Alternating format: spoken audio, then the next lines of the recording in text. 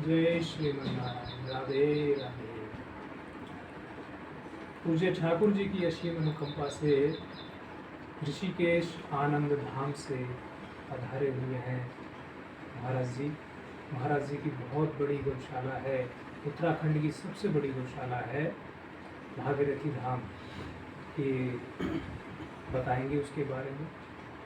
और मैंने वहाँ गौशाला देखी है, गौओं की सेवा देखी है। आज महाराज जी कृपा करके ठाकुर कुटीर में पधारे हैं, दर्शन दिया है और दर्शन मिला है। और जो गौ सेवा चल रही है हरिद्वार में भी और वृंदावन में भी, उसके लिए कुछ मार्गदर्शन करेंगे। मुझे महाराज जी से हमारा निवेदन है कि वो हमें इसके लिए आगे कुछ बताएं और गौओं के लिए आप सभी को भी प्रेरणा दें। तो जी हरिओम। सबसे पहले तो मैं संत महिमा के विषय में थोड़ा सा बताना चाहूँगा, क्योंकि आज भारतवर्ष में जो भी बड़ी बड़ी गौशालाएँ हैं वो आज संतों के सानिध्य में, संतों के संरक्षण में, संतों की अध्यक्षता में चल रही है। आपके राजस्थान से पथमेड़ा जो गौशाला है तो वे भी संत की अध्यक्षता में। आपके यहाँ पर मथुरा, वृंदावन, गोवर्धन, बरसाना, ये सब संतों की अध्यक्षता में चल रही है। एक बार की बात है, हमारे भारत देश के राष्ट्रपति राजेंद्र प्रसाद जी बद्रीनाथ धाम का दर्शन करने के लिए गए। तो दर्शन के उपरांत उन्होंने पुजारी जी से पूछा कि भाई मैंने भगवान बद्रीनाथ का दर्शन किया, मेरा मन बड़ा तृप्त हुआ, बड़ी शांति प्राप्त हुई, आनंद आया। अब आप कृपा करके मुझे बताएं कि चलते फिरते बद्रीनाथ कहाँ है, मैं उनका भी दर्शन करना चाहता हूँ। तो पुजारी जी ने कहा कि हमारे यहाँ तो यही बद्रीनाथ है, और कौन से बद्रीनाथ की आप बात कर रहे हैं। कहा कि नहीं, वो जो चलते फिरते बद्रीनाथ जी। तो वे पुजारी जी फिर भी समझ नहीं पाए कि भाई उनको तो मैं जानता नहीं। तो उन्होंने कहा कि अरे जो संत हैं उनके लिए मैं कह रहा हूँ, जो गुफाओं में, नदियों के तट पर, जंगलों में रह के तपस्या कर रहे हैं, जैसे नर नारायण ऋषि यहाँ पे तप कर रहे हैं वैसे वे भी तप कर रहे हैं।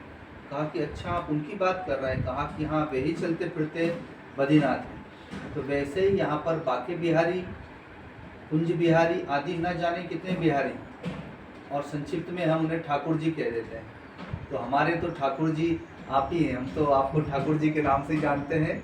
हम लोग साथ में ही ऋषिकेश हरिद्वार में कुटिया में तपस्या किए हैं, और उस समय भी हम लोग आपको ठाकुर जी के नाम से ही पुकारते हैं।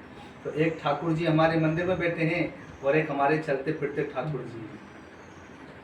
अब जो मैं गौशाला के विषय में बता रहा हूँ, तो उत्तराखंड की सबसे बड़ी इस समय जो वर्तमान में गौशाला है श्री कृष्णान देशी गौरक्षाशाला। आप भी वहाँ पर जाकर के आए हैं, वहाँ का निरीक्षण किया, और वो संतों के द्वारा ही संचालित है। हमारे जैसे वहाँ पर 70-80 संत हैं गुरुदेव के जो उन गतिविधियों में चले हुए हैं। और वो श्री कृष्णान देशी गौरक्षाशाला की जो भारतवर्ष में अन्य शाखाएँ हैं, तो सब जगह मिला करके आज 15,000 के लगभग गोवंश हैं।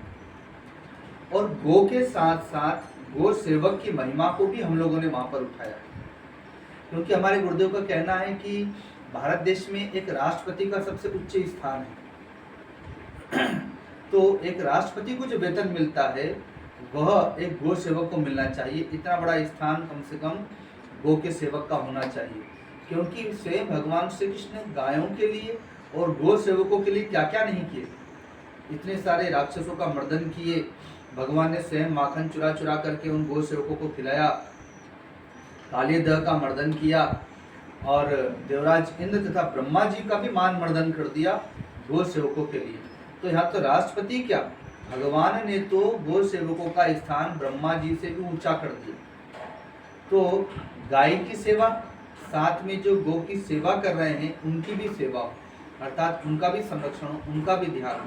तो गो में 33 करोड़ देवी देवता, 68 करोड़ तीर्थों का वास है। स्वयं भगवान श्री कृष्ण जिन्हें बिना जूता चप्पल पहने और वन प्रदेश में चराने के लिए गए, जिनके आधार पे भगवान का नाम गोपाल हो गया, गोविंद हो गया, गिरधारी हो गया, आदि आदि। तो ऐसी गो माता की सेवा इस वर्तमान काल में धर्म, अर्थ, काम और मोक्ष को देने वाली है। गो की सेवा से स्वयं भगवान श्री कृष्ण प्रसन्न होने वाले हैं।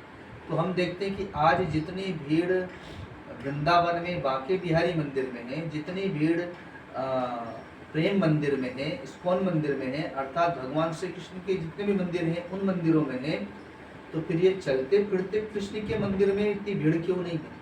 जिसे हम गो कहते हैं, वो गो चलती फिरती भगवान श्री कृष्ण का विग्रह है, भगवान श्री कृष्ण का मंदिर है, भगवान श्री कृष्ण के वो इष्ट हैं, आराध्या हैं, तो वहाँ पर इतनी भीड़ क्यों नहीं? जबकि वृंदावन में संतों ने इतनी सारी गौशालाएं खोल रखी हैं।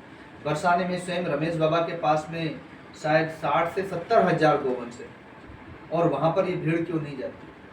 तो क्या भगवान श्री कृष्ण के मंदिर में हम पूजा आराधना सेवा कर देंगे तो वो उसी से प्रसन्न हो जाएंगे? उनके साथ साथ चलते फिरते जो भगवान है अर्थात जो गो है उनकी भी आप लोग सेवा करें, तो सच में वो भगवान श्री कृष्ण की ही सेवा मानी जाएगी, पूजा मानी जाएगी, आराधना साधना मानी जाएगी, और भगवान उससे ज़्यादा प्रसन्न होंगे।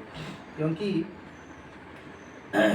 वृंदावन के बंदर से सभी परेशान रहते हैं। सुना है हमने कि बरसाने में, गोवर्धन में, अन्य जगह पर बंदर हैं, लेकिन वृंदावन के बंदर बहुत नटखट हैं। आपका चश्मा, मोबाइल और हाथ में कोई भी खाने पीने का सामान हो वो सब छीन लेते हैं, क्योंकि भगवान श्री कृष्ण ने इनको माखन मिश्री खिलाया है और आज वो सब कुछ मिल नहीं रहा है, इसलिए फिर ये परेशान हो रहे हैं। तो आप लोग का ये सब छीन रहे हैं ताकि आप लोग इन लोगों को फल खिलाएं, और आजकल और भी फ्रूटी आदि भी पीने लग गए हैं लोग। और कल ही मैंने सुना है कि किसी माँ की बाली भी खींचने लग गए अब तो भगवान श्री कृष्ण ने जिन्हें माखन मिश्री खिलाया है, तो क्या वो भगवान श्री कृष्ण भी तो माखन मिश्री खाते थे? क्या आज सच में भगवान के इन मंदिरों में भगवान को देशी गाय का माखन का भोग लगता होगा?